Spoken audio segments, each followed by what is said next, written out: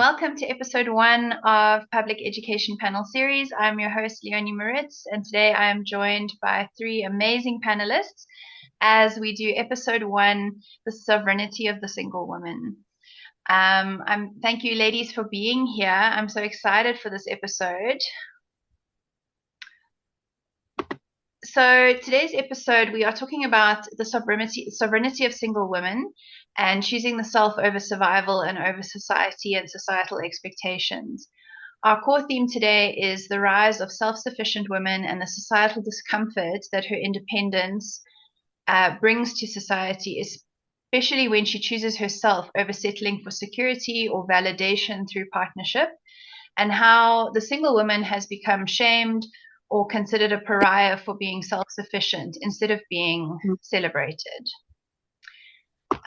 Today we are joined by Heather Zimmerman, who is the founder of Divine Ascension Co., where she bridges the gap between behavioral psychology and spiritual practice to help people navigate their awakening journey. With a bachelor's in psychology from Penn State and a master's in applied behavioral analysis from National University, Heather brings over 20 years of experience leading teams across behavioral health, hospitality, and service industries.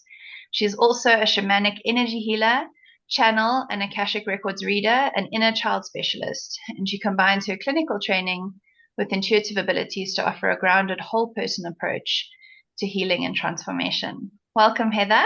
Thank you. We also have Chloe Swingewood, who is joining us. Chloe is an independent business owner running both a naturopathic nutrition practice and a creative design and retouching studio. Her work, whether visual or nutritional, centers on authenticity and holistic wellness.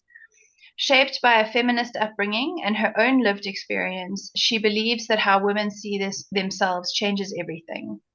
With a deep interest in self-awareness, empowerment, and feminism, Chloe is passionate about helping her clients and their brands look and feel and show up at their most authentic selves.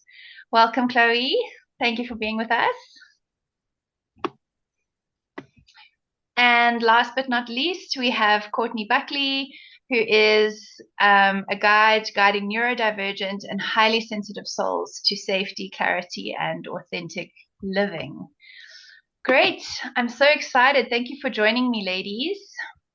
Thank you. So as we discussed, yeah, awesome.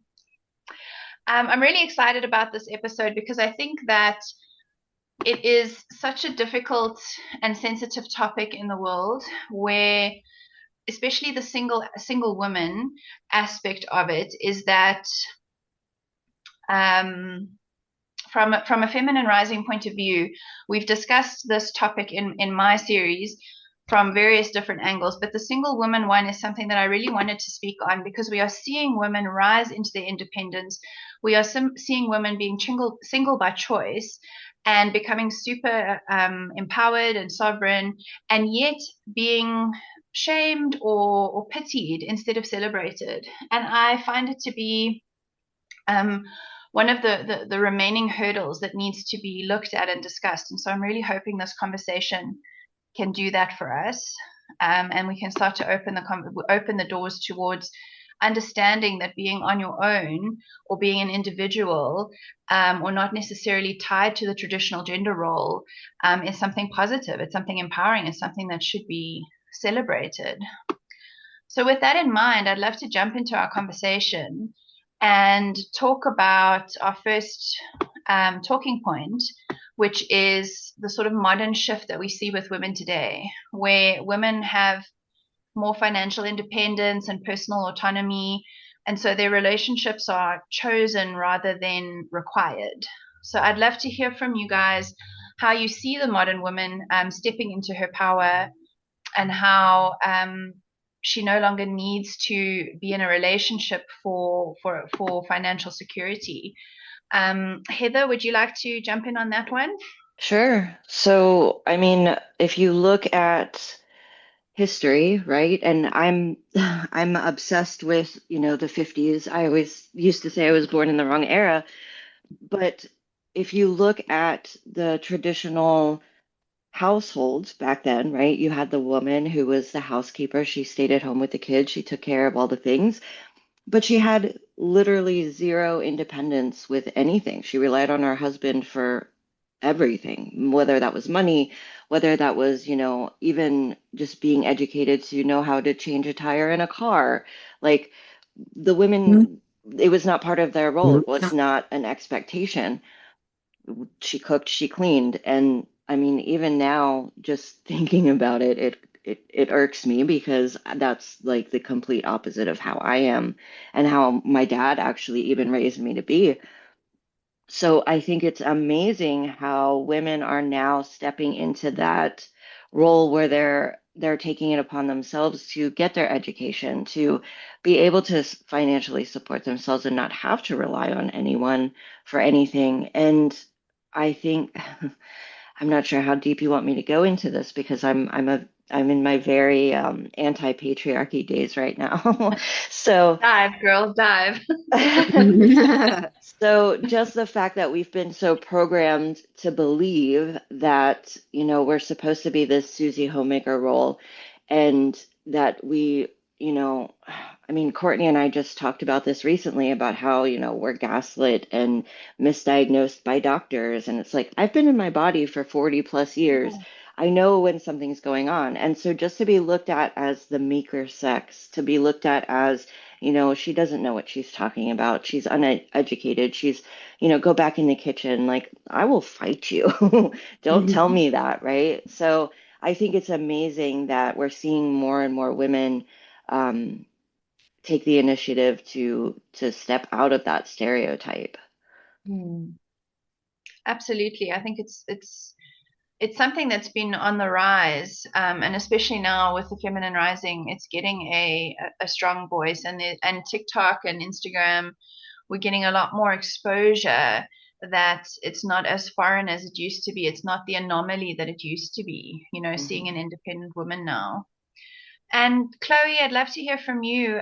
What do you think about women standing in their own right and not having to be in a relationship for financial stability? How do you view that through your experience? Yeah, well, obviously, I mean, I grew up in a time and with a kind of family, I guess, and the viewpoint that I wouldn't, I have all the opportunities basically there for me. But obviously, hearing from my mom is actually raised pretty liberal. Her mother was part of the Black Sash movement in South Africa, who defended mostly non-white people's rights or tried to get them rights, but also Mm, obviously a lot of equality, gender equality. So I grew up with a very strong, female independence kind of thing. And my mom's dad, funnily enough, you would have thought he was a bit of a chauvinist in some ways, but in other ways, he raised my mom to be like she didn't realize that there were things like in the 70s that she had to have a man to sign for.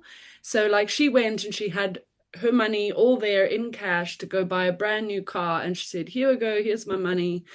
And the guy said, "No, you need to get your dad or your husband to come sign for the car." And she was like, "But here's the money."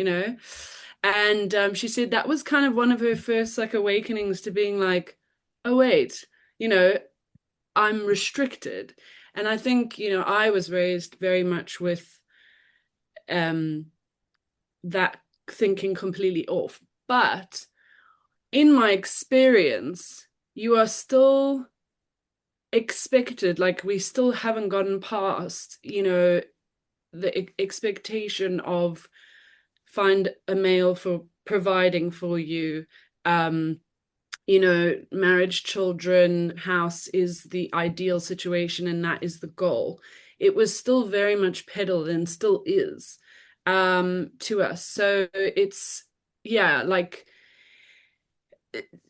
and also, I guess in a way, we've only been really in a situation where legally we're allowed to do stuff. There is law backing us up, for let's say 50 years, maybe, like actual, it's crazy. in terms of Crazy. bank accounts, in terms of, if you own stuff in marriage and then the whoever wanted to, get divorced, or mostly if it was the man who wanted to get divorced, because women weren't really allowed to say that they wanted a divorce.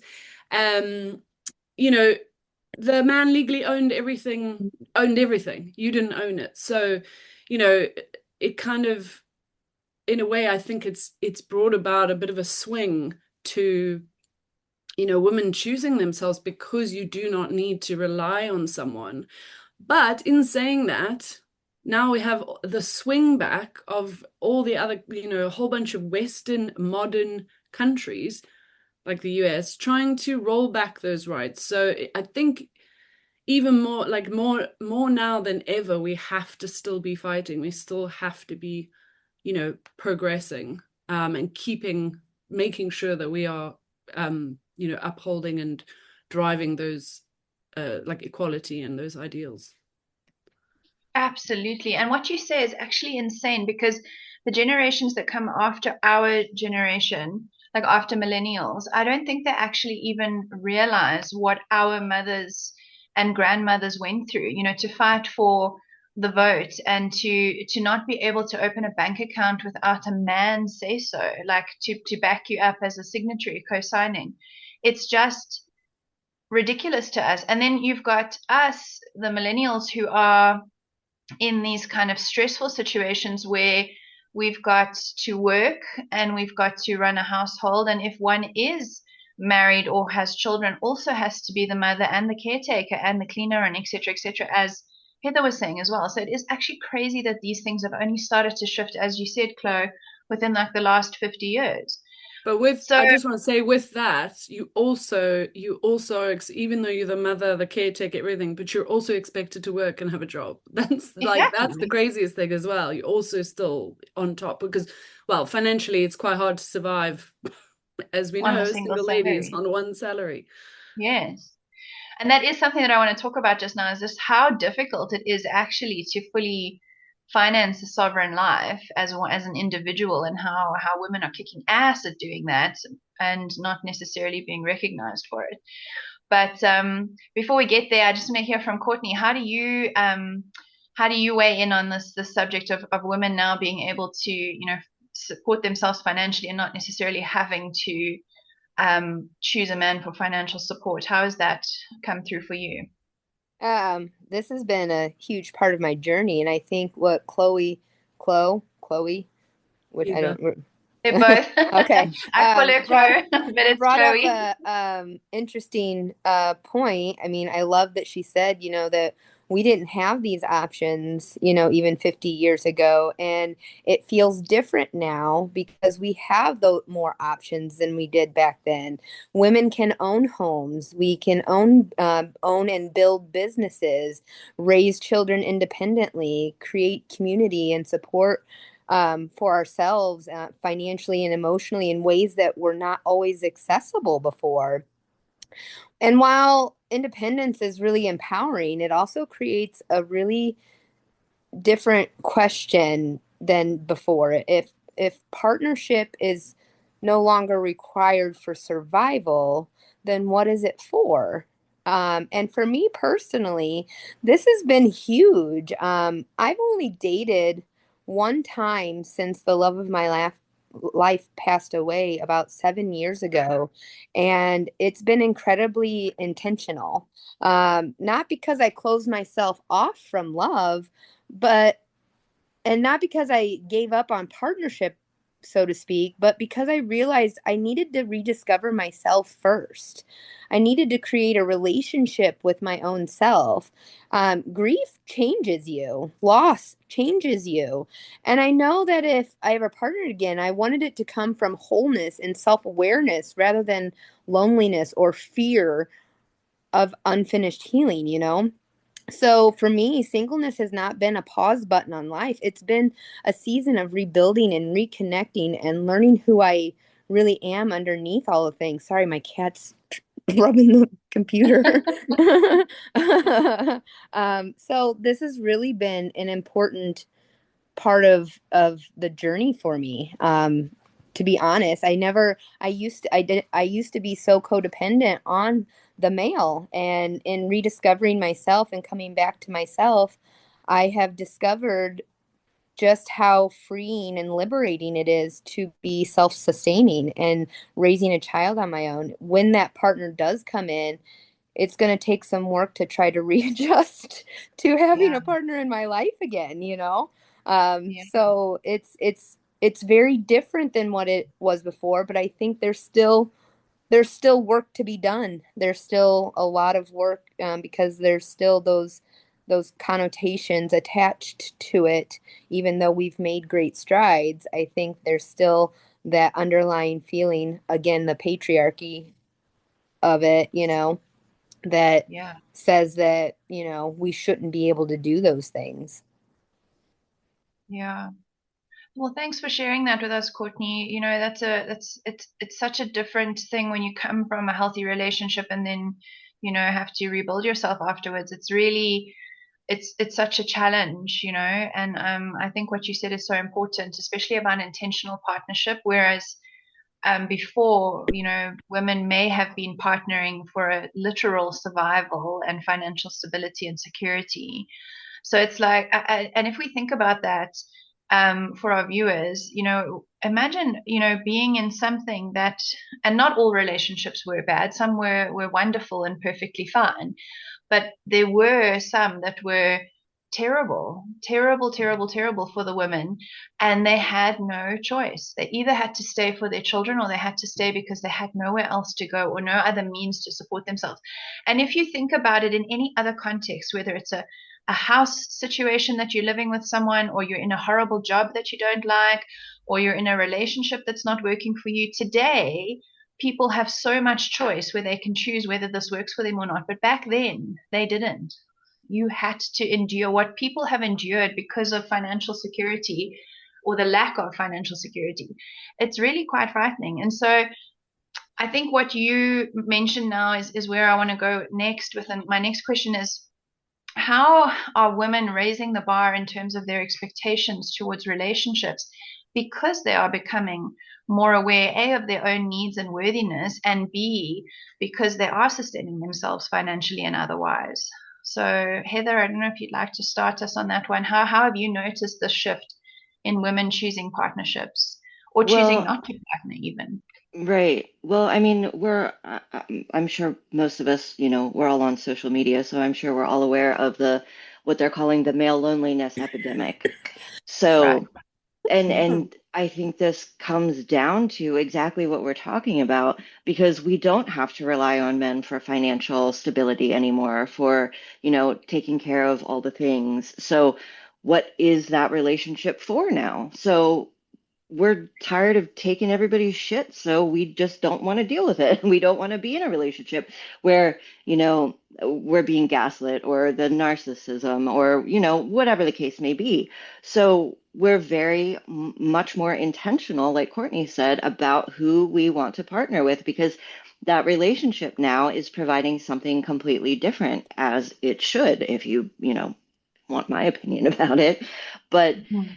you want a partner who is there for you, who's supportive, who's loving, who's going to, give you all of the things that a partnership is supposed to give you. And you have so much more choice now because you can support yourself, that I think, hopefully men are starting to pick up on that, and realize that now they're going to have to, start acting right, and stop, taking advantage of women, or thinking that, oh, she's only after me for my money or whatever. It's like, no, bro, I don't need your money. I have my own money.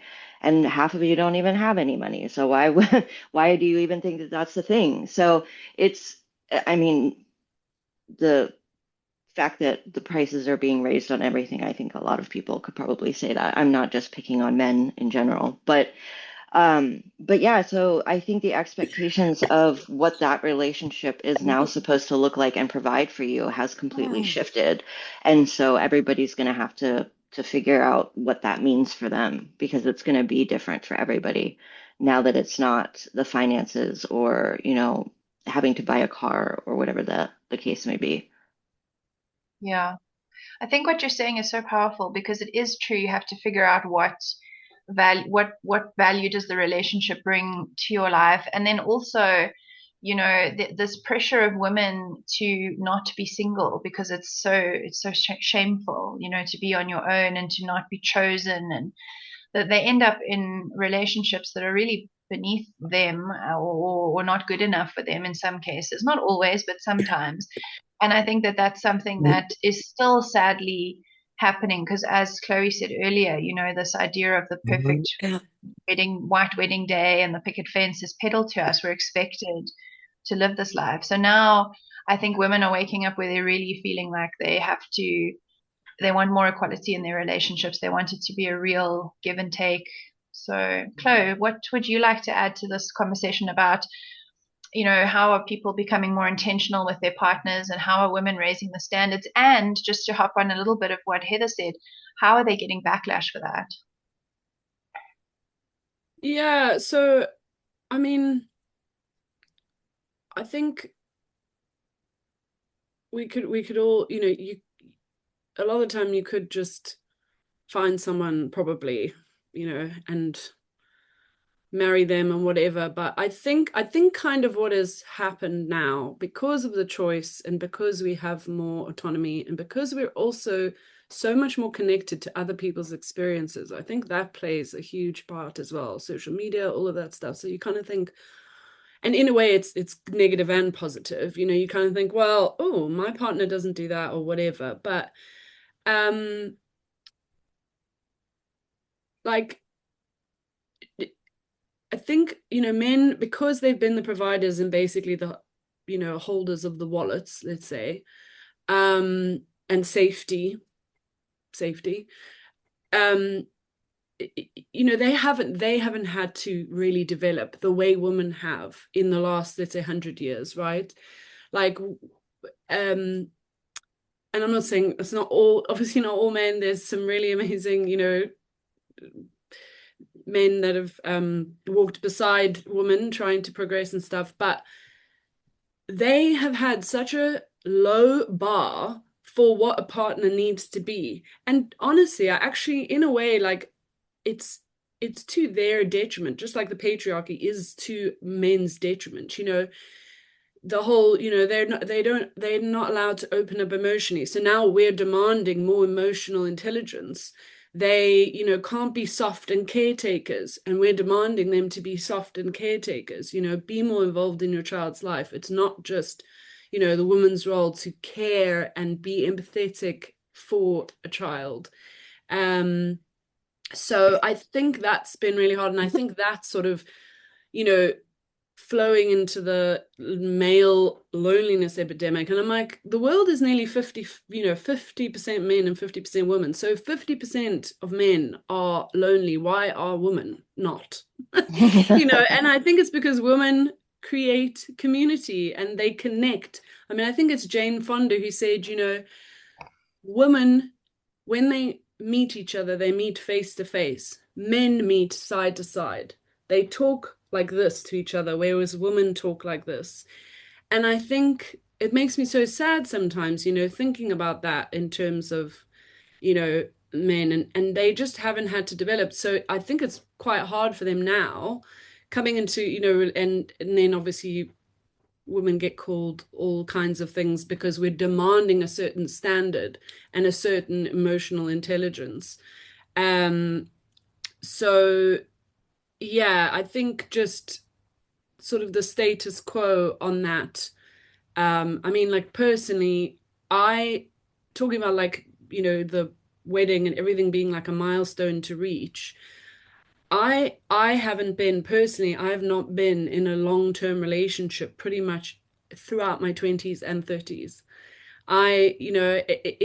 It just hasn't happened for me. And the amounts of social pressure and, like, kind of sadness that I have because of that, not just because of what society is saying, it's because I also, I do want partnership and I do want to be cherished and loved and have like that sort of family that's not, your mom or your dad, which, poses its own thing. But I'm also not willing to just pick somebody and because they're there and they kind of treat me half decent, which also turns out down the line to actually not be half decent at all. They're just manipulative. You know, it's quite hard. So yeah, like, just kind of opting out seems the easier way. Yeah, so that's Yeah. And it is sad. I like what you're saying about, the fact that there is sadness to the under, the women have so much pressure to have to develop ourselves. We have to be sexy, attractive, smart, but not too smart, funny, but not, too ambitious, etc., etc. And we have to be so appealing in all the different ways that we literally spend our lives working on ourselves to make ourselves better. We never just accept ourselves for who we are. And so women spend their lives becoming extraordinary because we're expected to. And then some of us take it further where we actually do the self-awareness thing and the healing thing and all of that. Whereas I think men are just accepted for, hi, I'm here, and again, it's not a man bashing session, but like, I watched a podcast where the lady actually said to the guy, but what have you done to make yourself dateable? What have you done to make yourself interesting? And he was so offended, and she didn't mean it in a nasty way. She was just like, what have you done to raise the bar? Because like, I've been to the beautician, I've done my hair, I've spent ages talking about things that make me interesting, and so I can make small talk and hold conversation, etc., etc. And so I do think it's a sad thing that the patriarchy doesn't expect much. And I agree that what you're saying is so many women have actually opted out romantically because the dangers of being in a mediocre relationship, what it does to your soul, I think, as a female, and what it does to your creative feminine energy it's depressing. It's hard. It's hard to be in those relationships. And often we find ourselves becoming mothers to our partners rather than equal. And that's just not appealing anymore, And I do think, I'm yeah. sorry. I really wanted to say, that you're saying, with that guy, like not having, like, has he worked on himself or done anything? And is it oh, what's her name? The woman that wrote Invisible Woman. That whole thing is that men are the defaults and women are the, aside. So, you know, they just show up. Whereas we're like pushing up this hill to get, to get to the same level as a man, whereas they just walk into a room and they're accepted and they have an authority because they are a man, because of all the stuff that came before, because they were running countries, they were in business, they're doing all those things. And then another thing I just wanted to say was, I just like, again, showing up, like you just show up in a relationship and, oh, I'm here, you should be happy that I've picked you, kind of thing. And it kind of, a wedding is quite a representation of that, whereas the woman is getting the white dress, doing all the things, picking the flowers. Most men just go, oh, I just show up. And you're just like, you're not involved. Like you're not being, and again, I know loads of men that were super involved, like with their weddings, they're super involved with their partners, they want to have input, and that's amazing. And that is what I see growing as well with men. Yes. And women being more like not tolerating that kind, the behavior that is just kind of half-assed. So yeah. Yes, exactly. And Courtney, your experience with I mean, you mentioned it before, that you're really intentional now about the next step. Do you see that?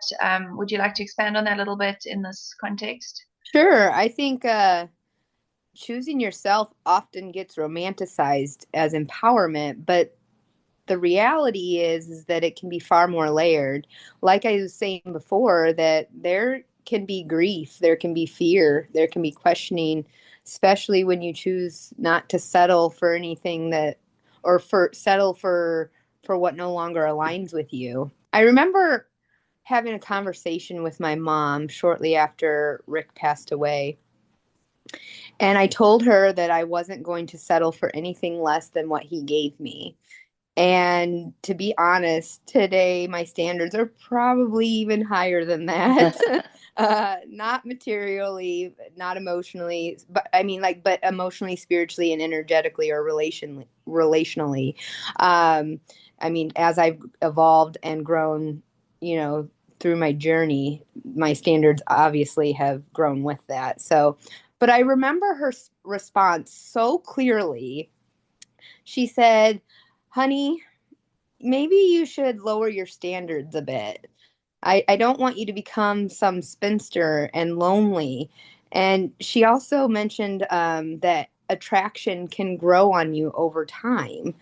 And while I understand where she's coming from, that was concern speaking, but that was also generational conditioning speaking. That belief that partnership itself is the goal and that being alone is somehow the greater risk.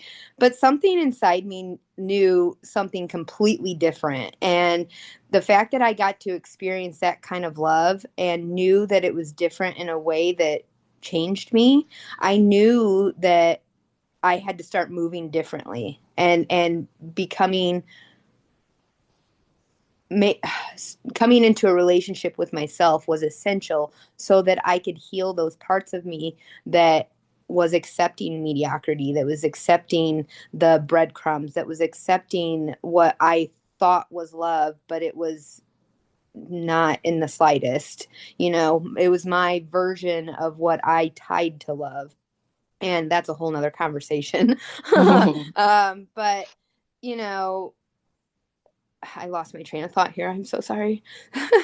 I No? also know that there's this piece. Chloe mentioned something that kind of sparked something in me, and um, it's that a lot of women are moving away, like they're not coming into partnership until later in life because they're becoming more career driven and taking ownership of being able to be financially stable on their own without that masculine force in their life. And while I think that that is important, I think it's like in any kind of healing journey where you go from one extreme to the other, and I think we're in that place of seeing that extreme movement, and we have to find that balance. We don't have to go from being married at a late teen early 20s to not getting married and having children until our late 30s,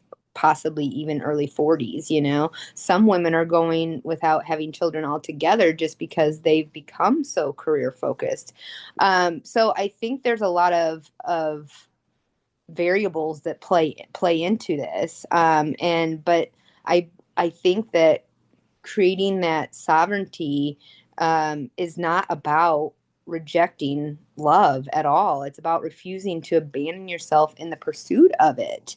And for me, that's meant honoring the chemistry, the connection, emotional safety, and refusing to convince myself into relationships simply because society says companionship is better than solitude. I would rather be deeply at peace alone than partner with disconnection for myself or entirely. Oh, amazing. Everyone was Yeah, clapping. relate, relate, Everyone was like, relate. yes, this is it, Yeah. this is it.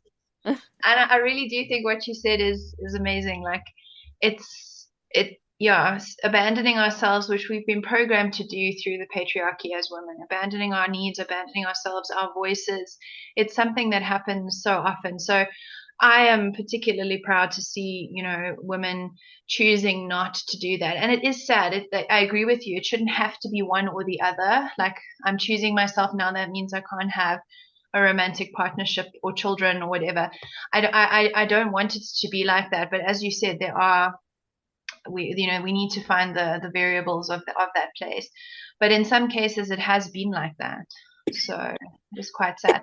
And then I just wanted to speak about what you said with the spinster, because that actually Yes, I reminded was me of gonna say as well. something. Okay, Chloe, you go first. You say Oh it yeah, first. no, I just rather I love that you brought that up because spinster is hilarious. I mean, whenever some stupid random man comments, but you're gonna be a spinster with like all your cats. And I'm like, oh, Yes. don't tempt me with a good time. But what I Right. love about the word spinster is that they were women, I think it was in the medieval times, like 1500s, Yes. where basically they spun and they made money and supported themselves. They were single, older, unmarried women that spun and made money. So actually it became a slur like only later on, where it was just it was just a profession. And you know, the craziest thing is that like a man, with a confirmed bachelor, that's what they get to be called. Um, which I think a lot of the time is maybe sometimes code for gay, but like, oh, he's a confirmed bachelor, but obviously back then. Um, and probably in still a lot of parts of the world. But yeah, it's yeah, I just loved I love that word that it's kind of in social media. I find that people are kind of taking it back, like to be actually like quite a powerful. I'm like, yeah, I'm definitely a spinster. Like I can, I make all my money. Yeah, exactly. That is exactly what I was going to say. Exactly. And what's also been on the rise lately, talking about bringing, queer into the conversation, is the lavender marriage, where women are actually choosing to partner with gay men because they're so much more emotionally available. They're so much more present in the relationship. And obviously, it's not from a romantic point of view, but it's through a like, let's build a life together and raise a family together because you're there for me. We trust each other. There's a lot of that is happening too, which is quite interesting. Well, also, So, isn't that if like you're married? I think in the US, it's marriage is actually like a t better for tax. And mm, yeah, so I think those kind of marriages are all working because if you can legally buy a house together and both be covered, because like if you're not married, some laws don't allow, the person who put the most in doesn't get, will get the house and the other person doesn't. It's like a whole, but if you are married under, I think, community of property or whatever, that you're legally covered if something does happen and you split up. But because most of the time you're kind of taking sex out the equation, a lot of the time the relationship works so much better. So, I mean, yeah, I don't know. Sometimes I think, maybe I should find a lavender marriage. And they also have children together, which I think is quite lovely as well. So, yeah, I do think it's lovely. But this is an important point that you're talking about, Chloe, is like how are single people penalized in the world for this situation? And one of the things like you and I have spoken about as individuals when we want to travel, it costs you yeah, more as an individual person. Whereas couples get a discount or single or tax. single tax. Let's talk about it. Um, how have you noticed as a single woman, how have you noticed that it's affected you differently where you've missed being in a partnership because they get better rights than you? This is one you've spoken about, the tax. Courtney, do you have any ideas in terms of this one? To be honest, I've never even really thought about that in that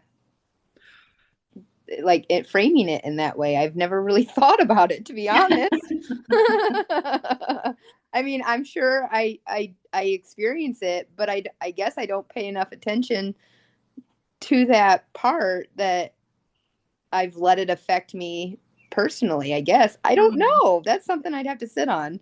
yeah. I the biggest thing that I have because I've gone, I'm now at the later end of 30s.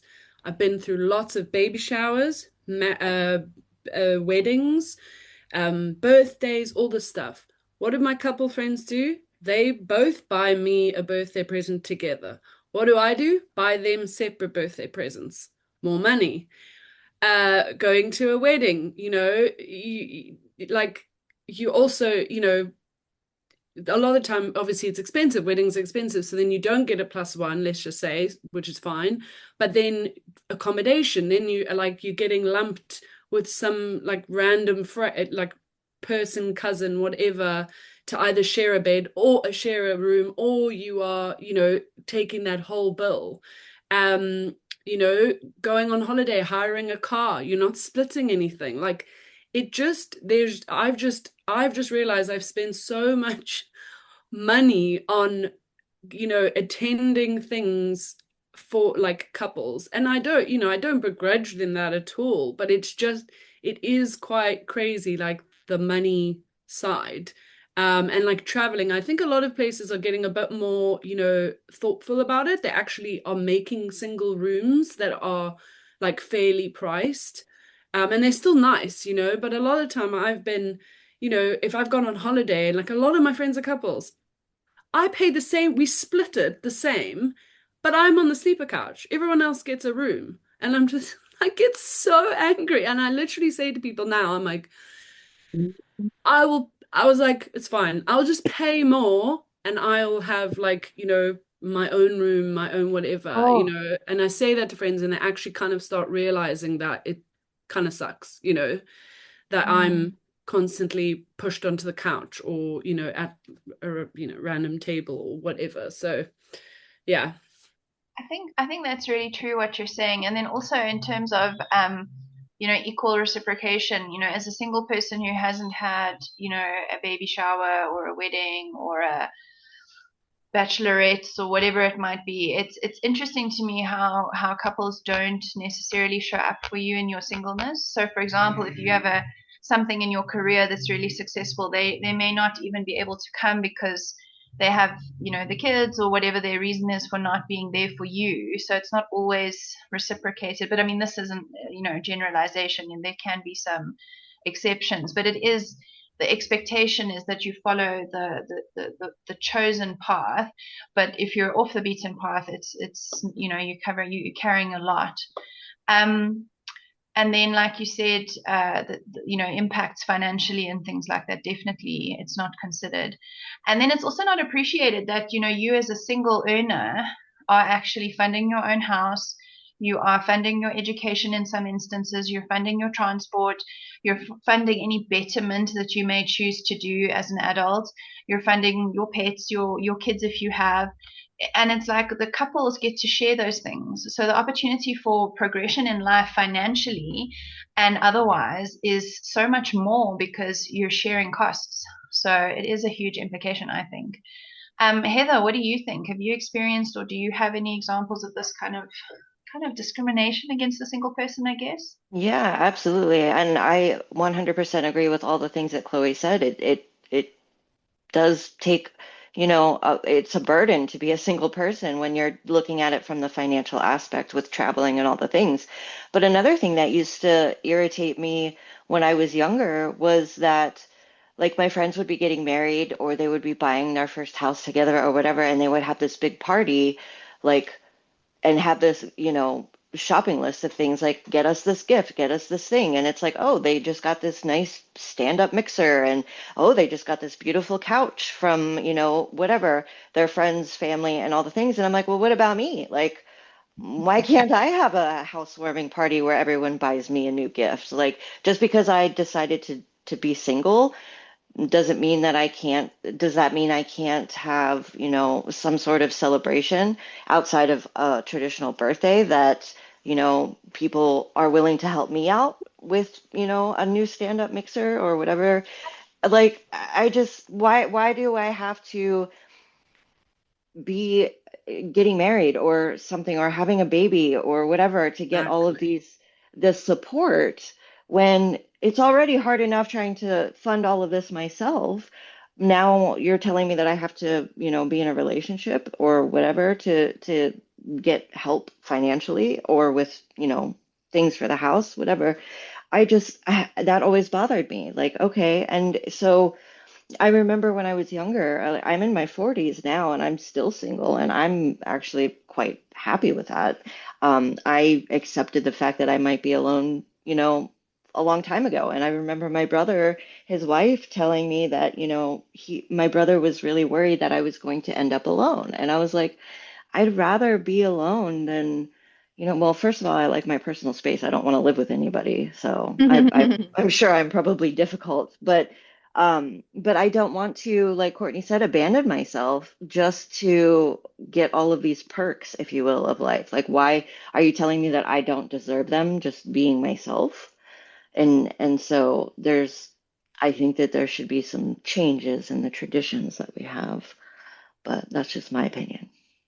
I really wanted to talk quickly on the what you said about uh sorry, my brain clearly not working. Happens all the time, Um girl. I Yeah.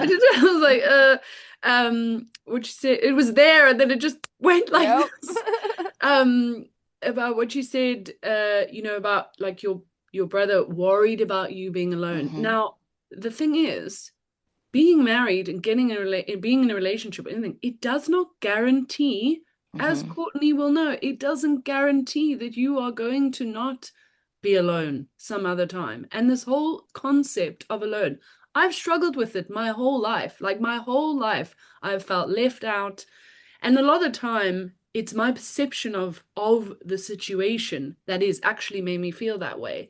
You know, I'm not being left out. I'm not left out. It's just circumstances. But that exactly that, like your critic, oh, I don't want you to end up alone. I was like, most people die alone. They do. Like it's just how it is. And you know, I think reframing this thing is you probably have amazing relationships, friendships, you know, friends that are family, things like that. There's so much more than just, you know, the traditional man, woman, house. Now you're okay. And I think that's, I mean, I get it as well, not so much anymore, but, you know, as like my late 20s and my early 30s, it was, you know, from aunts and family and, you know, things like this, like, why don't you just get a boyfriend? Stop being picky, you know, why, Yeah. you know, kind of always questioning like, oh, oh, I'm worried about you, you know, and anytime I like my couple friends, anytime I even like had, oh, I'm going on a date, it's like they would be so excited, and I'm like, you're not this excited when I tell you about anything else. Yeah.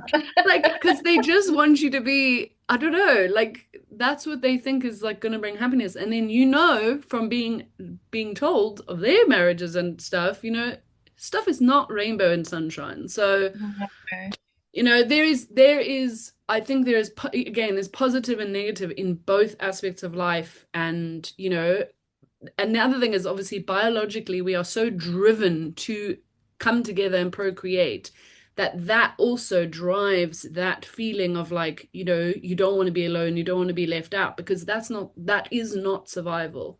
But we can reframe it that actually, you know, it doesn't have to be a man woman, it could be, you know, or in a couple, let's just say, you know, it can be friends, family, things like that. So pets. I think that's really, really important, is to reframe the word love. And you know, because in a lot of the old texts and the old teachings, love wasn't simply a romantic sexual thing. There were so many different groups, types of love, and one of the most important types of love that we get is our universal connection. You know, just to take it back to spirituality just for a minute, is our spiritual connection, our development with our connection with the divine for ourselves. You know, that can help you from feeling lonely. And then also, you know, women over time, you said that, somebody said it, building community with your female friends, the depth of emotional support and love and reverence that we can get from our feminine friends, and in my case my queer friends as well. But that is something that's been lost over time. You know, your husband must provide absolutely everything for you. He must be your soulmate, he must be your journal, he must be, and men are not necessarily biologically wired that way. You know, they don't necessarily feel with the same sort of level of intensity that women do, and they don't necessarily need as much connection as we do. So I think that's something that has shifted. But I want to hear, Courtney, you were bouncing around as Yeah. everyone was speaking, so So, tell me. because it brings up an interesting point. I think there's so much social projection surrounding single women. There are assumptions that there's something missing, or that singleness is temporary, that happiness is waiting on a partnership, or that a woman who prioritizes herself is somehow selfish or difficult. I was literally having this conversation last night with an old friend. He was assuming that I was single because of how busy I was. And he responded with, he says his exact words were something like, um, it was it was too bad to hear that I was single because I'm so beautiful. He said, you're so beautiful and you have so much to offer. It can be tough being lonely for so long. And I was a little taken back, and I remember smiling because I realized how often people equate being single with being lonely. And my response was, I'm not lonely. I have been working on me so that when the right person does come across my path, he gets the best version of me and not a load of trauma and old patterns and beliefs that were never mine. Like my son Henry and my future partner deserve nothing less than the best that I can give, and that's what I've been working on. So no, I'm not lonely. In fact, I'm actually in a place where I'm quite comfortable finally being with just me. And I think that distinction matters a lot because being alone and being lonely are not the same thing at all. Sometimes Totally. the deepest loneliness happens inside relationships where we've abandoned ourselves, and sometimes solitude becomes the very place where we return to ourselves.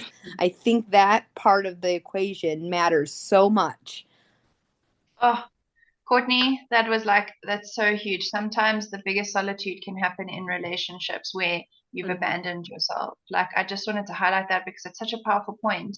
And I know that this doesn't happen in all relationships, but I think that those of us that have been chronically single over a long period of time, there's something that you are forced to face, which is yourself in the mirror, in the space. You get to know yourself. And if you have been lucky/unlucky enough to go on a self-awareness journey and have to deal with all of that stuff, you get to meet the vastness that is you. And I think whilst it's really confronting and difficult in the beginning to do all that shadow work and stuff, it really does allow you to appreciate the gold that you have and to be okay with yourself and to really recognize that you have a vast inner interior. Certainly for me, that's been my experience. And I'm never lonely when I get alone time because I get to spend time discovering me and myself. And I'm just like all of you that mentioned that you want companionship, but I want companionship that allows me to be my biggest self. I don't want to have to make myself small for anybody else or abandon my needs or anything like that. So yeah, loneliness is not necessarily part and parcel of being single, or being independent, let's say. Because also the classification of single, like, Heather's you're choosing to be on your own. You've chosen consciously uncoupled. Like, why must you be called single? You're just Heather, the individual. Isn't that something we can talk about? I think it's just like this judgment for being on your own and not being chosen. It's such a heavy shame spreading, which I think is so. The shame of being on your own is a bad thing. Whereas, I mean, you see young women who are married from a very young age. They've got children before they're even 25. We're all so different. By the time we hit our 30s, we've all developed and changed so much. And now you're in very sort of fixed places. And a lot of my clients are unhappily married women, devastated about the loss of their career or the loss of their freedom or the loss of their identity. How have you experienced this in your work, with women, all of those of you that work in the spiritual world? How have you, in the healing world in different ways? How have you experienced people abandoning themselves in relationship? Chloe, do you want to start? I'm not entirely sure with my work, but well, I can kind of talk about myself. Yeah. Because I have gotten into sort of situationships or relationships, and I try so hard to fit into their mold or what they want or what I think they want, because I don't want them to leave me because I have abandonment issues.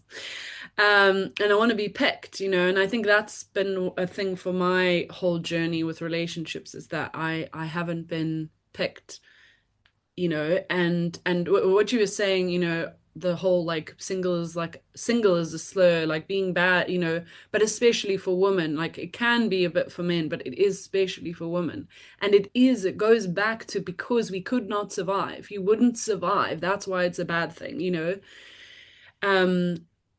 and I think I've done, it a few times where I just abandon myself, and I try and fit into this box, and I, get into all their hobbies and stuff, and um I become a victim really, and it's, my own self. But in the last few years, I haven't actually done that. And what has happened is that I have ended relationships, 3 months, 6 months in, because I realize that they're just, not, and again, it's that whole thing, the man's just kind of showing up and that's all they're doing. They're not doing that inner work. And I, I think I just wanted to also say with what Courtney was saying, like working on yourself. What I also kind of realized is that in the way of social media and stuff, it's okay to be single and working on yourself, because that means you've got the goal. But if then also I'm like, what do you do then when you get in a relationship? You just stop. You're not working on you. And I think a lot of people do that, and that's also why you feel lonely in the marriage, because both people have stopped trying. Like, you stop self-developing. And I think that and you obviously you get self-development in such a different way, I guess, when you're in a committed active relationship, 100%. And it's one of the things that I grieve not having, that I haven't had a substantial amount of time in that kind of container to grow that part of myself that is kind of an unknown to me. But yeah, like, but then also, not settling for something that sacrifices my inner self and my friendships and my other relationships, because that's also what kind of happens, sometimes, is then, oh, that person is doing this or whatever. And I've seen it in friends relationships as well, where their partners don't want them to see me as much, because they basically see me as a threat, because I'm like, that behavior is not okay. So it's just, yeah, really, I think, well, what I was going to say in terms of, like, again, I'm still the fledgling part of my nutrition business, but I think a lot of women, food is also one of the things that kind of goes other. It'll always be what the husband likes or what the partner likes. They'll just make that, and having the food on the table, and it doesn't actually fit in with what they want, but they'll just do it because that's what they expected to do. So yeah, I guess that was a bit of a Yeah. convoluted, odd, a quick answer. Sorry. No, no, I think it's very, very important what you're saying, especially how women tend to abandon themselves to try and keep that relationship. So, yeah, Heather, I'd love to hear from you, either your experience in work of this, or your own experience. Well, with my clients, I find it's so common for women to abandon themselves and to shrink themselves, but it's also men too. I have even friends who are like, they get out of a relationship and they're like, I don't know who I am anymore. I don't, because we have a tendency to, like Chloe said, either try to fit into a box that they have, these expectations that they have, but you also, compromise things, and then you pick up each other's hobbies, and it's like, okay, well, what about you? What makes you happy? What lights you up? And especially when you get married at such a young age, because you haven't even fully grown into yourself yet, and you are with somebody, partnered with someone, that you're both in that place where you're growing. And a lot of people grow apart, but it's like, do you end the relationship, or do you try to work on it, now that you're starting to figure out who you are? But after these relationships, when people are like, man, I'm upset because I don't know who I am by myself now. And I try to offer the reframe. Well, this is such an exciting time. It's an adventure for you, because now you get to rediscover who you are. You get to go explore, you get to go play, you get to figure out what those passions are, what those hobbies are, and just go, live a little bit, right? So I try to offer that reframe where now you get to go on this whole self-discovery mission. And personally, I think that's amazing. And I have been in relationships where I've, kind of shrunk who I was to conform to what I thought those expectations were for the relationship. And I mean, it's just something that I refuse to do anymore. And, you can look at that however you want to, whether that's me being lonely or whatever. I'm not lonely at all. And, when you're in a relationship where you don't get your needs met emotionally, spiritually, even mentally. Like, I need to be able to have a deep conversation with someone. I can't just talk about the freaking weather all the time. You know what I mean? Let's talk about consciousness. Let's talk about aliens. Let's talk about, nature, whatever.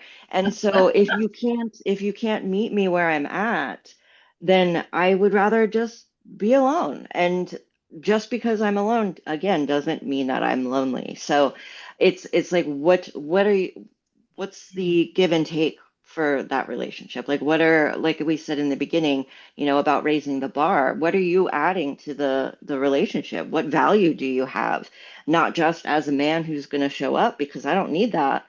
I don't even want that. You know what I mean? I want something much deeper. And so, um, when you abandon yourself or shrink yourself to get picked, when you come out of that, it's like, what do you have now? What do you have? I think that's very difficult for people. It's so true. Like, I'm just thinking of a couple of examples popped into my head. The one was, I think it's Cher was saying, her mother was saying to her, Cher, you should settle down and marry a rich white man. And then Cher said, but Mom, I am the rich white man. Yep, And I I just thought remember that that. was really hilarious, the way she said it. And she is so funny. She's like, oh, I think, men are the coolest, but you don't really need them to like live. It's like dessert. You must have it because you love it or you want it. And I just think, gosh, she's a, generation, about behind us, and I just think, gosh, she was so ahead of her time, and she also went through an abusive experience. So I think it does take a real reality shift. And then I'm also thinking of Lady Gaga, who focused on her career so much. She notably said one time, the reason I put so much energy into my career is it won't leave me. When I won't wake up one day and it's left me, it will always be there for me. So I know that seems like a slightly harsher perspective, but it's interesting to see that really, really powerful women seem to have succeeded when they choose themselves.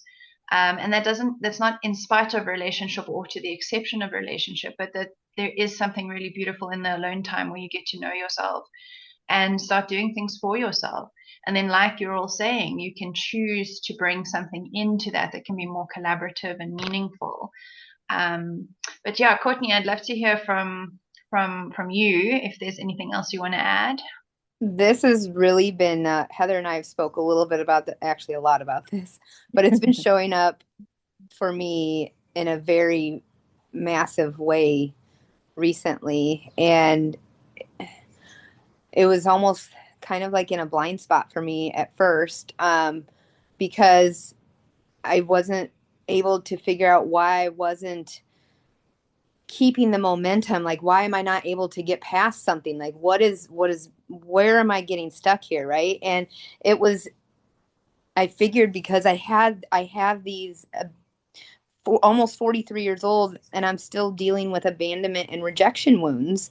And I feel like while I have come a very long way in my journey, becoming visible or being seen by everyone has still kept me somewhat in this box a little bit, because I can be my authentic self and I can be, my woo woo self or whatever, wherever you want to go with that conversation, but just enough to stay in connection with the people, to be accepted by the people that I love, to be, heard and chosen by the people that I love. And that's where I realized, like, whoa, I'm abandoning myself here by doing that. And what I feel is it's been one of my longest lessons in life, is learning that I cannot abandon myself in order to be loved or safe or accepted.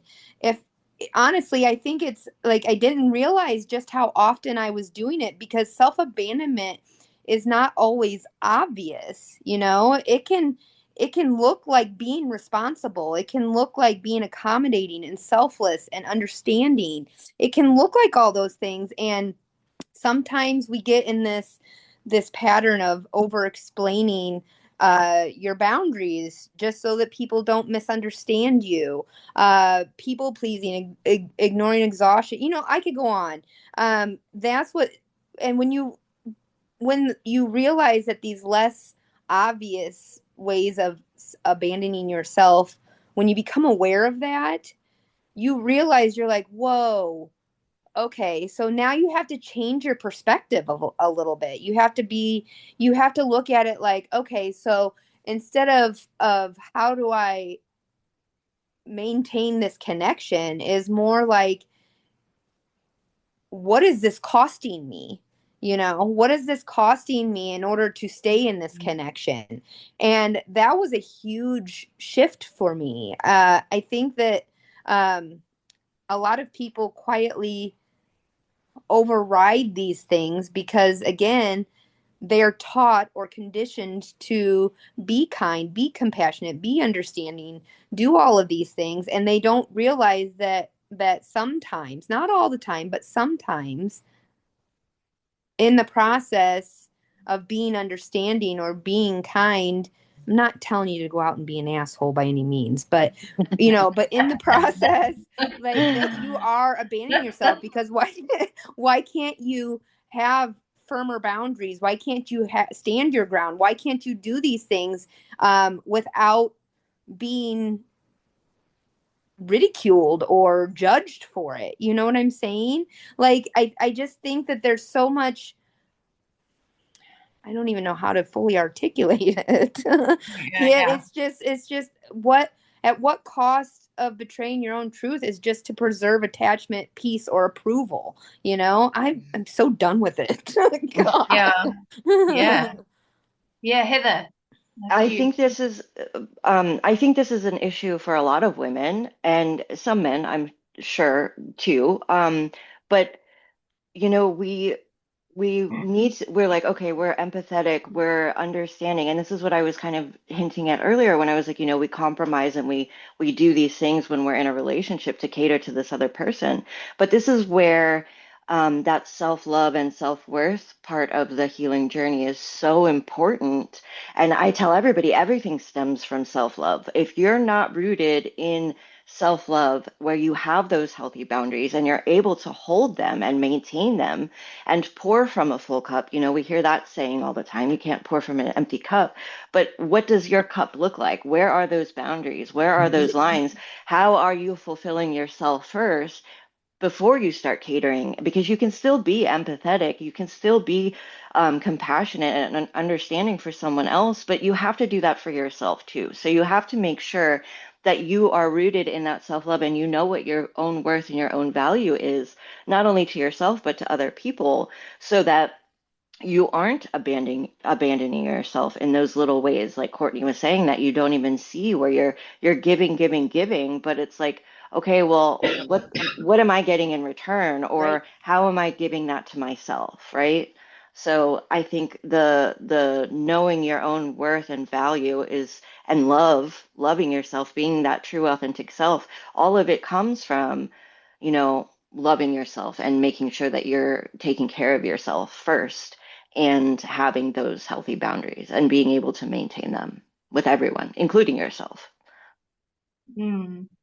Yeah, that's very powerful. And as you're speaking, I'm thinking again, I'm reminded of how sad it is that society cannot appreciate the work that it takes to actually do that.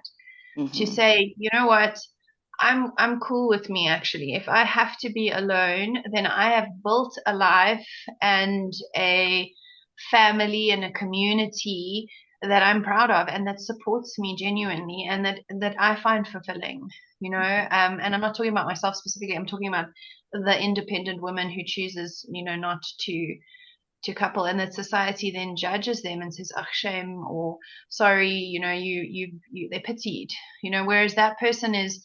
And again, it's not just women, but I think women do get the greater shame because, as Chloe said, The Bachelor is kind of um, a hot stereotype to fall into. But it happens to single men as well. Let's be fair. But the idea is that you're shamed for living this life. But I think women have taken it to another level because they're not necessarily living in their parents' basement or anything. They're actually developing their careers. They've got their own houses. They've got their own cars. They're paying through they've developed their education. They're working on themselves. So it's something that and they've shouldered the entire financial burden of that as well. And I think that that's quite remarkable, really, if we look at it. Whereas everybody else has either had a second income or a provider to allow them, should they have chosen to do any of those things. And I think that it's something that really needs to open up in the world. Is, check in on your single friends. They're going through a lot. They're doing a lot. They're maintaining a lot. So just celebrate them from time to time. I understand that it's not that they need your pity. They maybe just need your presence. I don't know how you guys feel about that. Exactly. I love that. Yeah. To be on a shirt. I don't need your pity, I need your presence. Yeah. Your presence and support And is some all that presents matters. and more presents. Yes, you can give us presents. We can upgrade from time to time.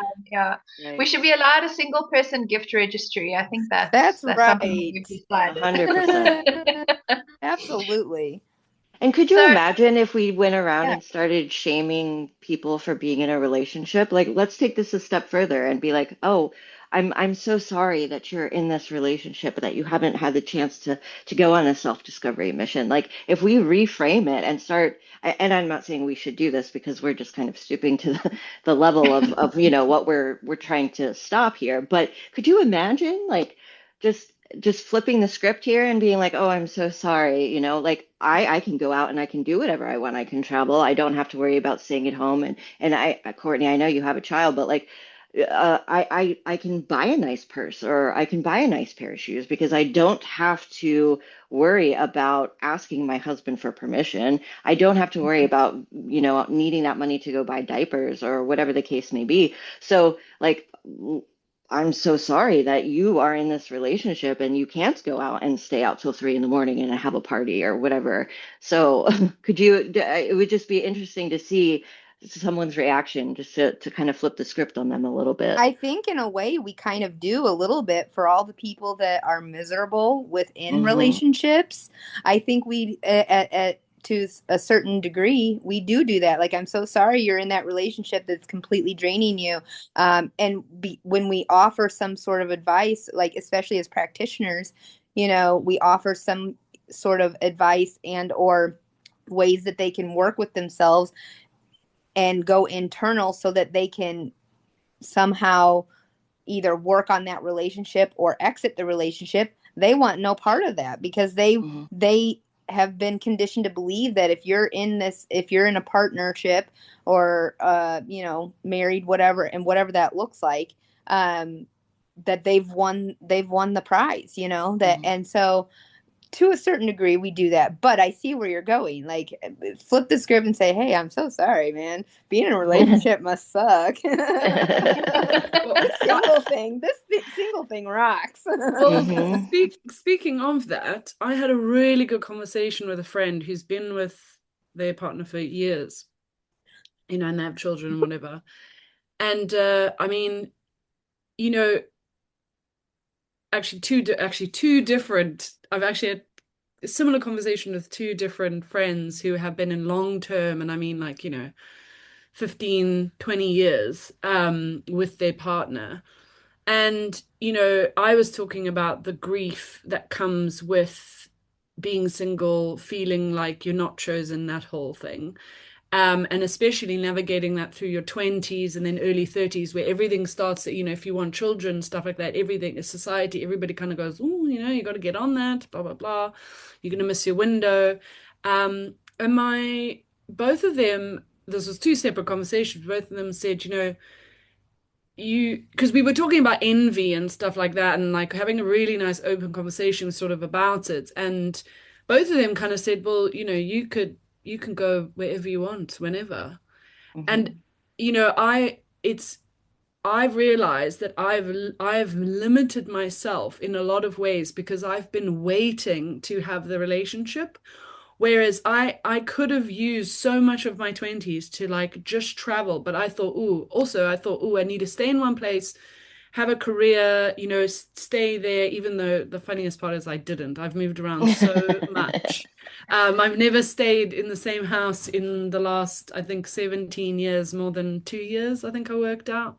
So, you know, and I think there's again the positives and negatives of both sides, but it's about appreciating that. And I said to them, I said, the thing is, like, they have been in something that society deems acceptable and, is I mean, the one couple, they go traveling anyway. I was like, well, you travel anyway, so you kind of do what you want anyway. But it's yeah, that just like that societal like acceptance of it, like of being things. And I've felt being single the most at like family gatherings, weddings, things like that, where Hmm. everybody's partnered and it's always, oh, are you in a relationship? When are you going to get in a relationship? What are you doing? Da, da, da. And it's not like, people, it's like sort of a negative slant, whereas, couple friends, it's like, oh, I guess they get things like, oh, when are you having another baby? When are you buying a house together? Blah, and they get those things as well. I get, it's very much about seeing both sides. But yeah, I'm trying to get more. I won't say that I've gotten there yet, but I'm trying to get into a place where I'm actually like, wow, I have so much autonomy. And the only thing that holds me back really is my cats. In terms of like, because I still have to care for them and like they need to be in one place. I can't take them with me, but so it's just, yeah, I guess that reframe. And I think a lot of people are doing that. But then you get kind of battered in like, well, so with social media, I follow a lot of amazing like single women who are just living life on their terms. And the comments are like, oh, sad, like so sad, even though the woman is having the time of her Yep. life. They never say that on like men's profiles who are like, 45 and wanting a 20, won't take anything older, won't have a woman older than 23, but they're okay, because they're just living the cool bachelor life and traveling and doing whatever. So it's just, yeah, like navigating that. But I guess, yeah, trying to flip the script and in your own mind. It is a challenge, to be honest, but yeah, getting there. It really is a challenge, but I love what you said that, the only thing holding you back is your cats. And I heard a new term recently. It's called premium problems to have. So I like that. And I do think this is, yeah, how much you may have held yourself back, the single woman, because of the shame that is projected onto you from a societal perspective. And yet you do have autonomy. You do have hopefully, financial freedom. You do have your own stability. You do have autonomy to make your own decisions and to make your choices. And you have saying no power as well, which is what women are starting to show, and we're talking about the male loneliness epidemic, whereas women have the power now to say, no, thank you. That doesn't work for me. So I'd like to talk about this because you were talking, Chloe, about the comments on social media and stuff. This epidemic that's going around with women choosing not to be with men and how men are now so sort of hurt and blaming women for that. What is your opinion on that, or what do you have to share with our viewers about that? Chloe, do you want to start? Okay, with what the men basically kickback Yeah. from men saying, yeah. Oh gosh, there's lot lot to say, the whole manosphere, whatever. You know, I mean, I think that kind of thinking has always existed. They want the power, and it all kind of in a way comes back to reproductive ability, actually. Because now obviously it's different, but the reason why women were so controlled in a lot of times is because, marriage and stuff, it wasn't for love, it was completely for financial gain or Hmm. financial stability, or bringing a community together or bringing families together or whatever, Social some way status. to get, yeah. Um, and there was no way of telling. That woman will always know that that is her child, right? Whereas men do not know. Obviously now we have DNA, so we can do that, but back in the day, they couldn't have that. So it's that, I think personally, I think it's that influence of that wanting to kind of hold the woman to ransom, because like she is the vessel to procreate a mini, biologically, what's it called, like extend your line. I mean, that's the whole thing I think on social media at the moment with the whole manosphere thing. They're like, your line, your lineage is dying out, your genes are going to die out, and women must get pregnant, and it's like this right to have that. It's like a right to have children, which is not. It's a privilege. Like, it's a privilege to have children. And I think, yeah, social media obviously has fueled the fire, and legally there's so much more, again, like autonomy and stuff in terms of not having to go down that path. But the backlash is big because men are not being, chosen because they're just there and can maybe provide some sperm and some money and a roof over their head, your head kind of thing. So yeah, like it's the the social media stuff just kind of fuels the fire. And I feel really sorry for a lot of men because they're so angry about it, but they don't see that it's actually their self-development that needs to happen. And I'm not saying all women are gurus sitting on a mountain, absolutely not. Like, we have loads of our own work and things to go through, and there's a lot of women that are very much influenced by the patriarchy, that are so, they live in that world of thinking that that's what they're kind of good for, what that they should do. And again, like, I still would like to have children. I would still like to have upon all those things, but it's not at the expense of me, of myself. Like, and it's not because because that's what I think should happen. But yeah, like, just viewing a lot of women. I follow some really amazing women on Instagram, and the comments that they get are actually quite horrendous, like from men and sometimes women. Just, internalized misogyny in the feminine, yeah. So it's just, yeah, I think I've lost my train of thought a little bit there, but yeah. No, it's great. It's exactly what you're saying. There Golf and a definitely rant and then forget. A lot of kickback for women on social media for being independent or successful or just living their best lives. And I also think this idea of, that it's a right to extend your family line, your family name, the fact that the woman has to give over her surname, for example, that stems back into when we were property brought over on the ships and things like that. It's because I just don't see that there's such outrage that my line is not going to continue as the male, and yet the woman is expected to give up her name and therefore potentially end her line, just to be your partner. It's the same thing. So like, how does it get so much appreciation on the one side and elicit so much anger, but not on the other? So yeah, that social media is really hectic for that as well. If you say that you're keeping your name, and also the whole thing maiden surname really pisses me off as well.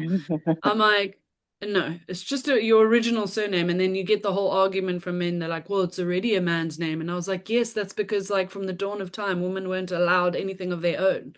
So that's why. And I said, also, by the way, most peasants didn't have surnames until yes, years ago or something. So, but yeah, like, I actually had a conversation with who I thought was actually a very, like, liberal modern man, and we were talking about silly surnames, and he said, oh, would you, if you married someone with whatever, like some silly surname, would you not take it? And I said, I wouldn't take it anyway.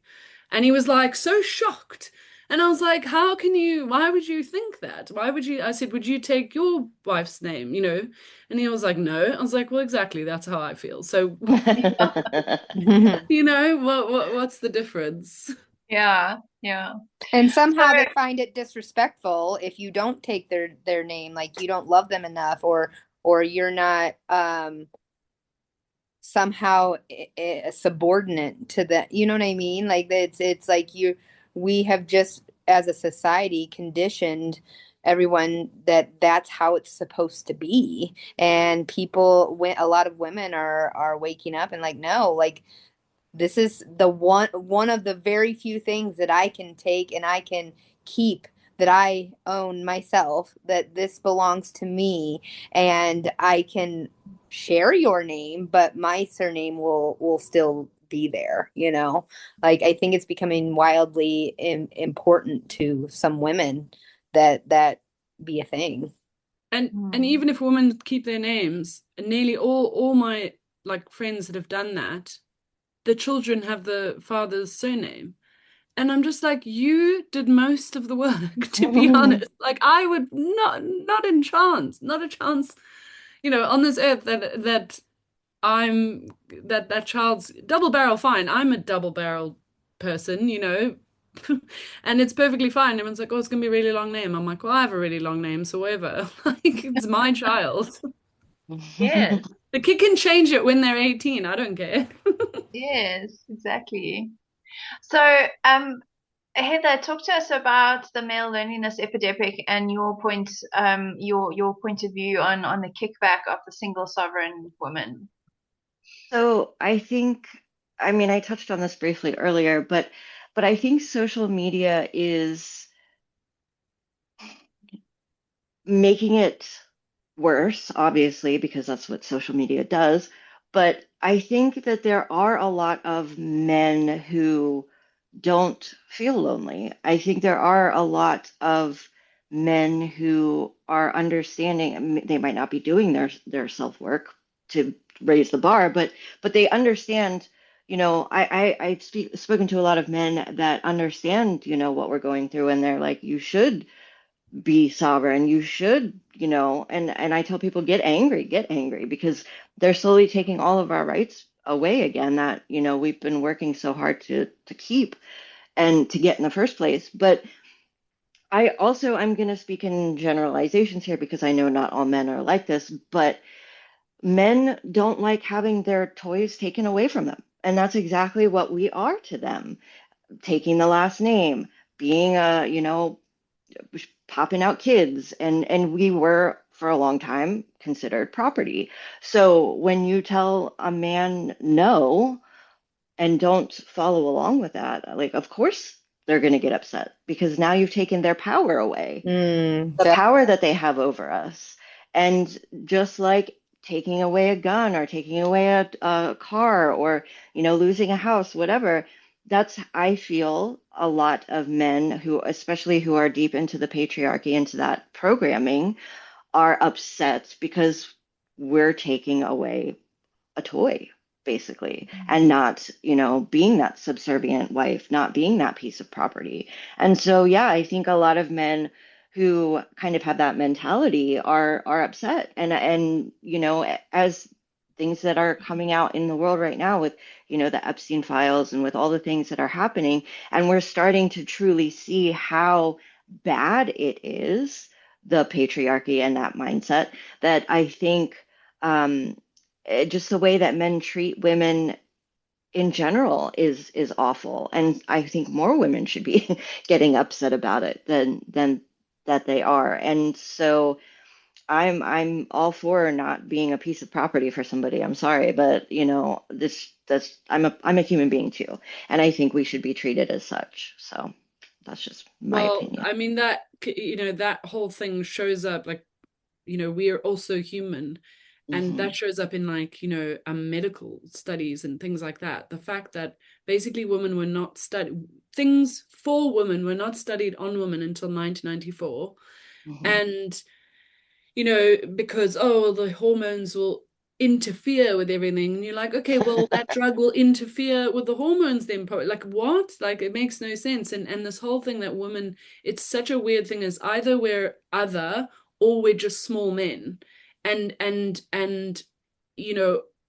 or we're just not, we're just nothing. We are just property. And I mean, like, I think in South Africa until 1993, women were, if they were married, they were considered minors. They had the same rights as minors, rather than like single women actually had more rights than a married woman. Like that's insane. Until 1993, like what?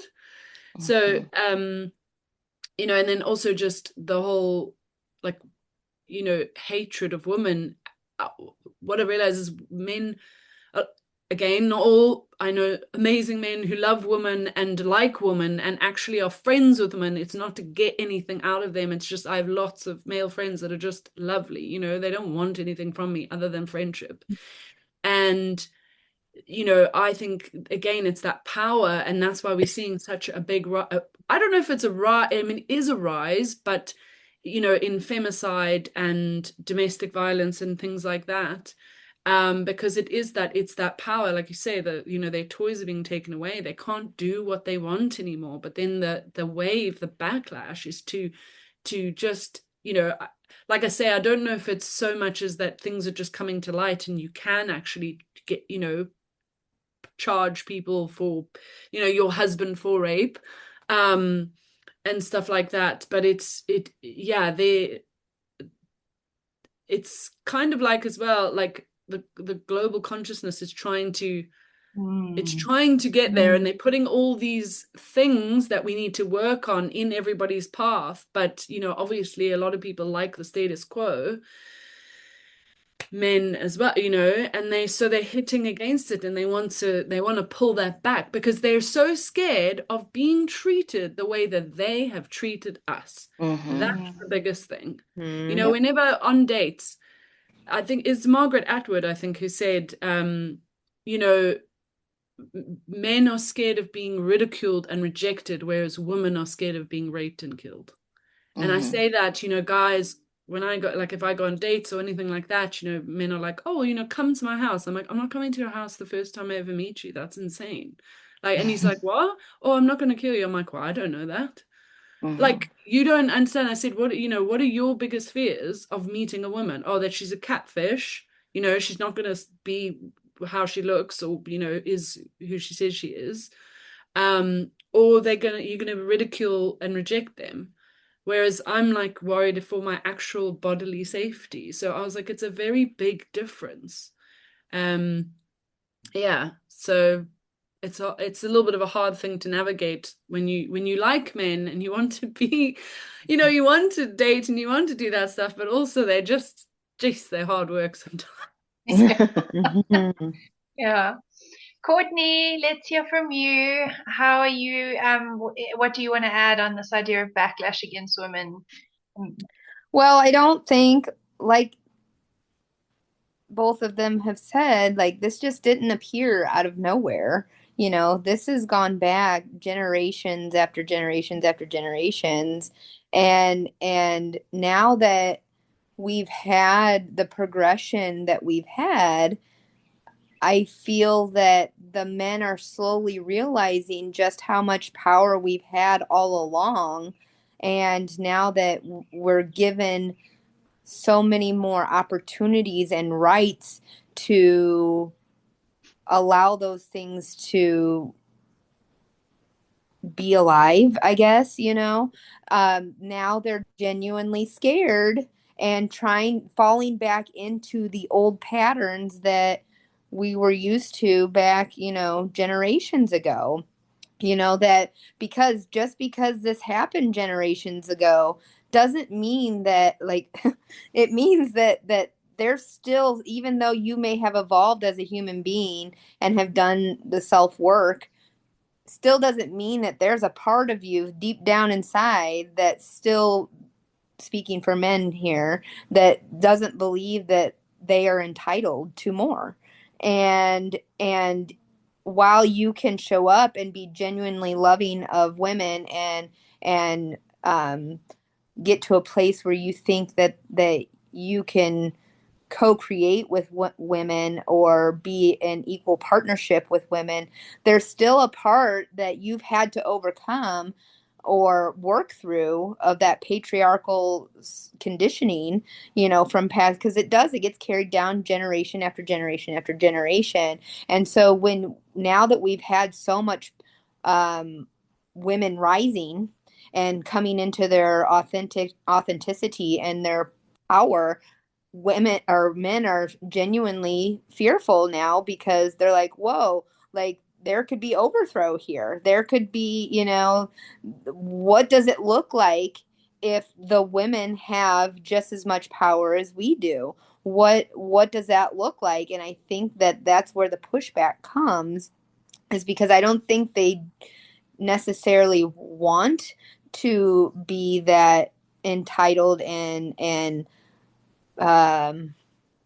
man that has their thumb down on women per se, but I think it's an innate part of their physiology, or whatever, that has been programmed in them over through DNA, if you want to call it epigenetics, through generations. Does that make sense? Yeah. Mhm. I think what you're saying makes a lot of sense, and the word entitled that you used was powerful, because the whole male loneliness epidemic suggests that women are doing something or taking something from them, or something like that, but it kind of excuses accountability. It's like, oh, you are being too picky, or you're being too harsh, or you're preventing me access, or whatever, instead of actually saying, what can I do? Because the single woman has never been granted the opportunity to kick back at anybody for not being chosen. She has had to work for herself. She has had to look after herself. She's had to develop herself, make herself more appealing in whatever way. So it's just like Heather said, you flip the script now, whereas women are doing that for themselves, not necessarily for a relationship. And so it's asking men, and I think to say, to go on what Chloe said, it's not about overthrowing men per se. It's about asking them to rise to the level that we have risen. We're asking for equality now. That was what came up for me. But you guys have made such amazing points.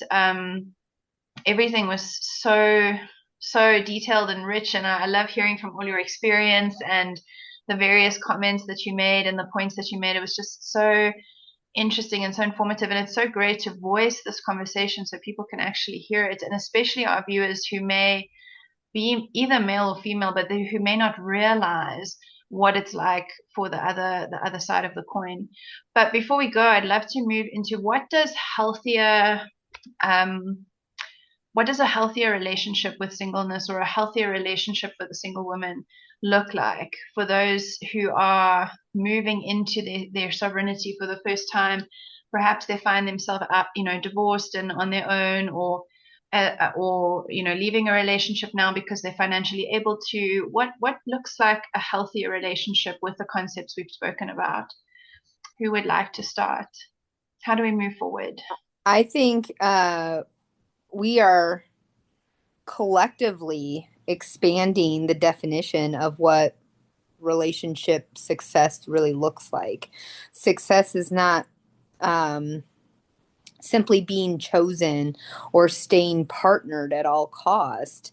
Success might be a deeply healthy partnership. It might be conscious uncoupling. It might be a single or a season of singleness that allows healing and self-discovery, like we've been talking about. It might be friendships, community, purpose, and a relationship with self that feels rooted and alive.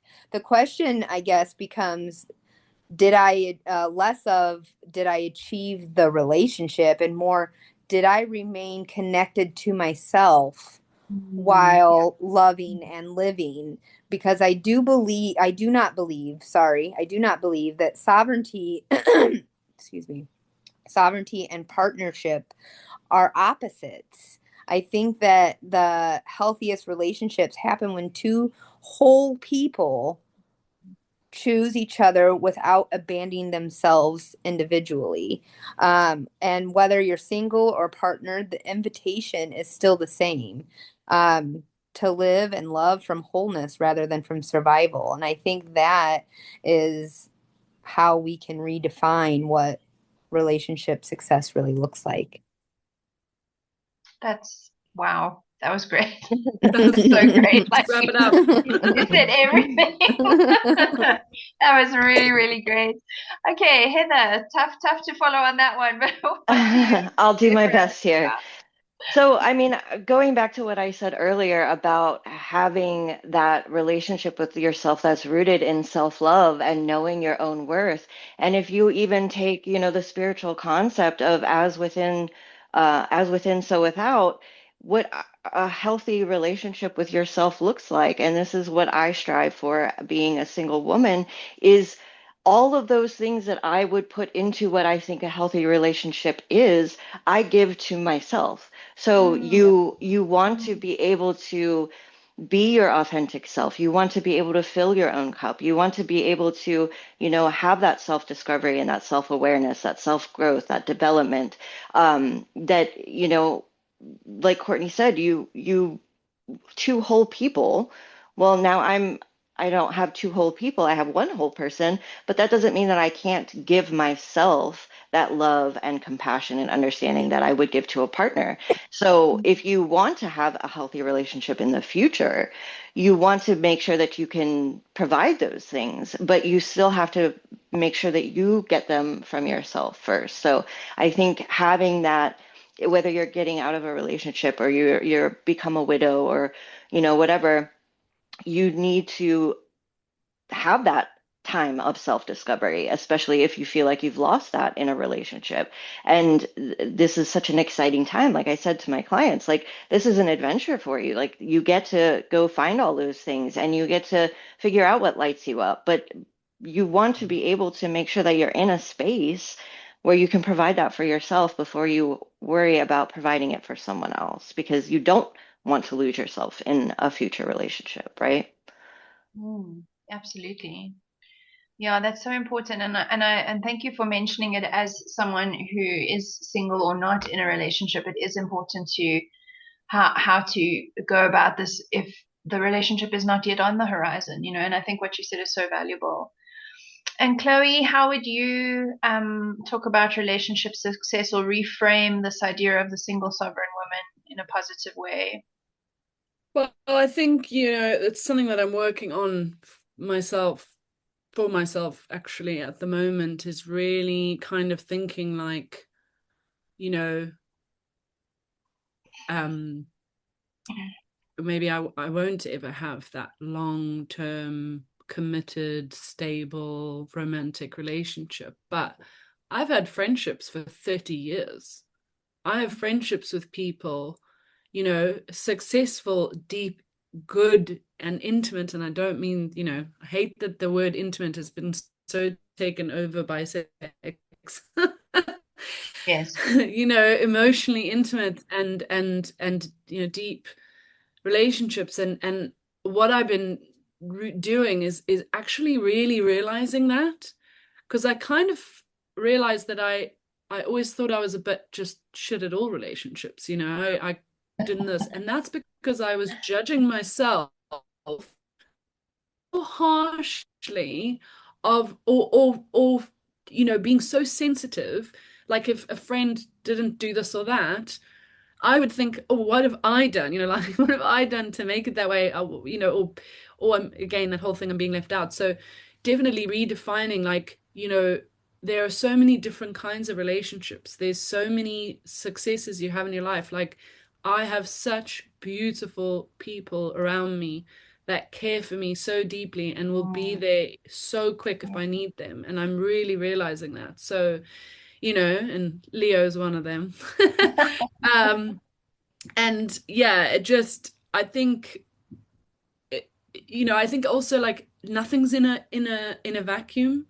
There's so much nuance to everything. And I mean, the other day I was kind of thinking, well, what if I do only have like a few 6-month relationships here and there? And I'm like, why is that so, bad, actually? Like, you get to know someone, and yeah, like, still a lot of the time it hurts. And like, but there's long-term relationships that you go through all that stuff as well. So yeah, very much just about reframing that relationship. And yeah, that relationship itself, as you say, the working on, like, being I think as well, like being that person that you would want in a relationship, for sure, and not settling for, kind of less. Um yeah, not, I heard the other day is like, don't settle for potential Oh I my love God, that's because it that. might powerful. never happen.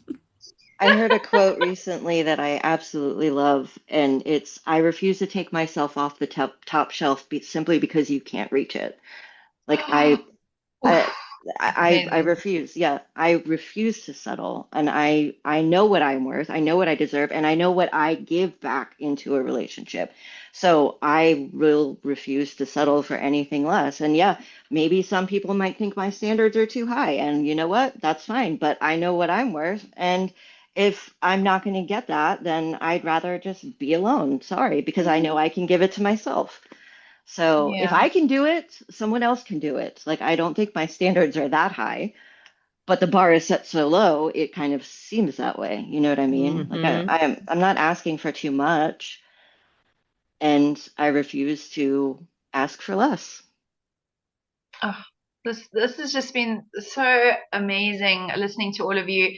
I'm so inspired, often by women, but particularly by the three of you in the way that you're speaking so openly and honestly about something that has traditionally been considered, a slur. And I just feel like in this conversation, we've just gone through so many spaces and just reclaimed so much positive energy. Like we took back Spinster, we've discovered the power of, of being on our own, developing this fantastic relationship with this rich tapestry with ourselves, understanding that it's not about being picky or judgmental, it's about knowing your worth. It's two Mhm. different things. And that the big one was that it's not worth abandoning ourselves just to be in some kind of partnership. And I'm just so touched to hear your vulnerabilities, your experiences, your stories. And I really hope that this comes across the way that we intended it with this episode, is to show people that being independent and having high standards for yourself is not something to be pitied. It's actually something to be celebrated. And it's tough.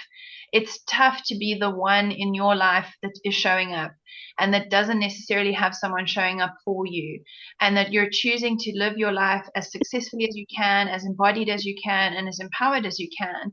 And that's not at the expense of relationship, that you've been able to develop community with other women, with other friends, with, as Chloe was saying, really, men that have raised the bar for themselves, who have done development and who can view women as whole people and not necessarily as toys.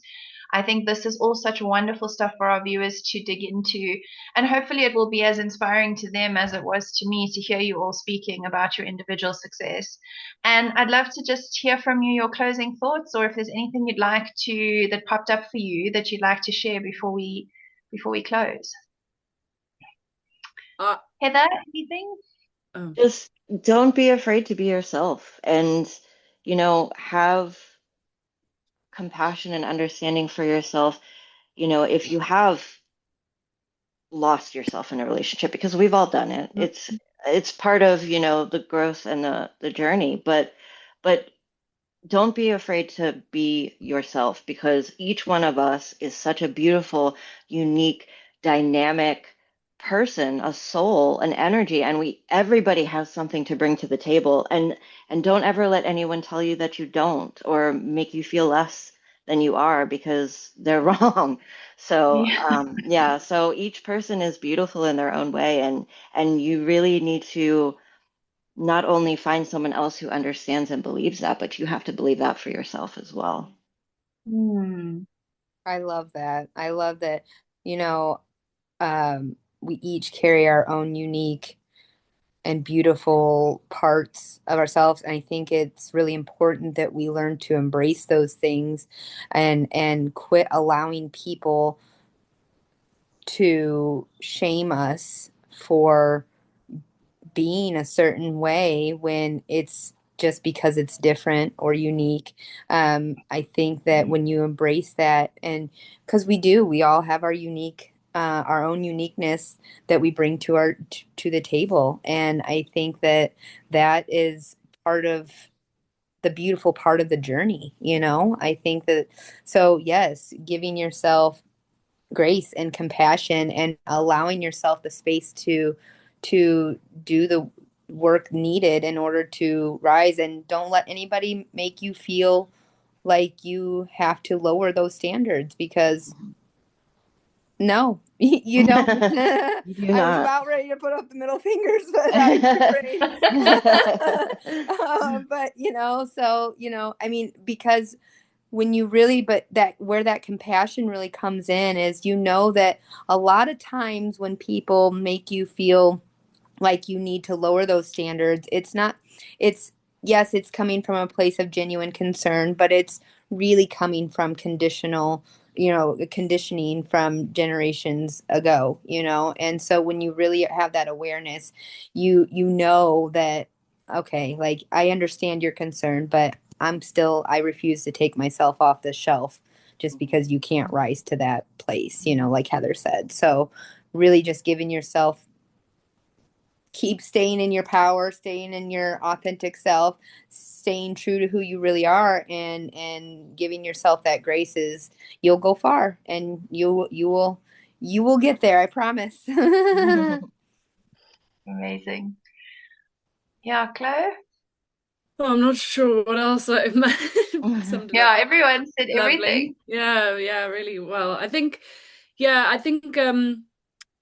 sort of my closing thought would be that also, like, life is a work in progress, and it's something that I it's okay if you fall into that despair and grief of feeling like you're not doing things correctly or in the right way, or you're not reaching the societal milestones. And I battle with it every second day. I can talk a big game, but internally it is a different story. And it's so, just constantly, like, both Courtney and Heather have said, very much about, like, holding your center and knowing who you are and your standards, and not giving up the sovereignty for something just because that's what you should be doing, or society thinks you should be doing. So yeah, and spirituality and self-awareness and connecting to your body through food, through exercise, all of that stuff builds that foundation, I think, of that inner world, and that knowing that you have, like, the strength to stand on your own, but also be, if you want the partnership and you want that romantic relationship, you're also in a space to be open to it, which, yeah, it's the balance of that, I guess. Yeah. Everything that you all said is just really moving for me, to witness such strong, independent, inspiring women being courageous enough to have this conversation, to bring this to the space. And this is something that we're trying to do with our public education panel series, is to educate people on consciousness, on different viewpoints, on self-awareness, and on spirituality. And this episode was really important to me to branch into, because I really wanted to create a space where we can celebrate our single friends, and especially our single women, because it is part of our Rising Feminine chapter. But we can celebrate our single friends who are going through the most and are still showing up for themselves and for others. And that is what we are hopefully getting across today. And thank you all for being here. I'm so, so thrilled for you all to be here. And I can't wait for you guys to join us. And to all our viewers, thank you for watching. And we hope to see you again on our next episode for quarter 3 in the Rising Feminine. Take care. We'll see you soon. Bye bye.